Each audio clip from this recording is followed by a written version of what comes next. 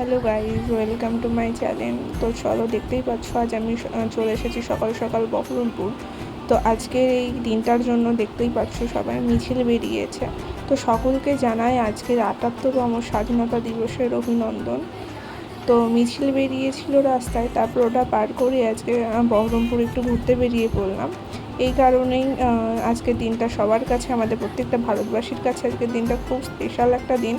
তো আমার মনে হলো একটু বহরমপুর থেকে ঘুরে আসি, মন্দির দর্শন করে আসি বলে সকাল সকাল বেরিয়ে পড়েছি। মন্দিরে ওখানে পুজো দিয়ে আবার বেরিয়ে পড়লাম। হঠাৎ রাস্তায় দেখি অধীর রঞ্জন চৌধুরী উনি এসেছেন, উনি কিছু বক্তব্য দিচ্ছিলেন। তারপর ওখান থেকে বেরিয়ে কিছুটা ঘোরাঘুরির পর চলে এলাম বাড়ির উদ্দেশ্যে। আজকে বেশিক্ষণ থাকতে পারলাম না, এই কারণে বাড়িতে প্রচুর কাজ পড়ে আছে।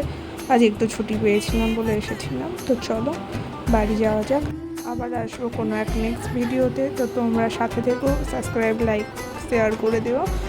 তো চলো আজকের মতো টাটা।